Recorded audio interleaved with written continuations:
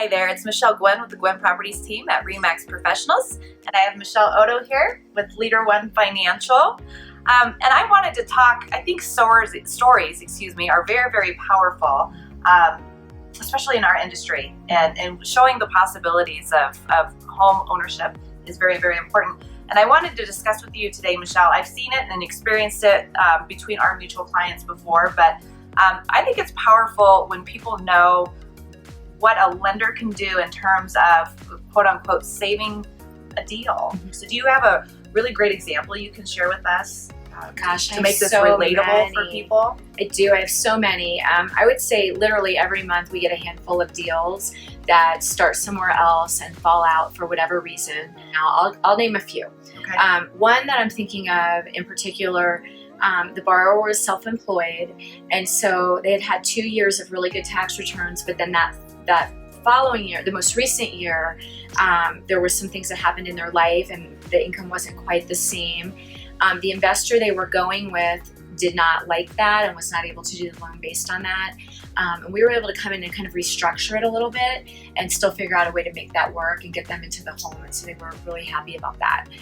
Another one is a parent buying with their kids, and the parent had fixed income, and the previous lender wasn't creative and didn't think out of the box. So the ratios were a little bit high, the income versus the debt, and we were able to have the mom who had fixed income just increase her distributions, which is a totally legal, and you can do that with underwriting. But again, just thinking out of the box. It's not that we're doing anything wrong or tricky. We're just thinking of creative ways to get deals done that other lenders don't think of sometimes. And sometimes it's things with the property. You know, I had a borrower buying in Colorado Springs, and there were bars on the windows, and it was an FHA loan. And so the appraiser called that out. But the thing was, the room that the bars were in had another access, and the appraiser didn't catch that, and the lender wouldn't allow the appraiser to make changes, and it just was a big mess. And so we were able to come in and get the appraisal switched out and make some changes and close that loan. So sometimes it could be title, appraisal, income. You just never know. The bottom line is you need a lender who doesn't take no for an answer, is going to try to find a way to make that work no matter what. Yeah.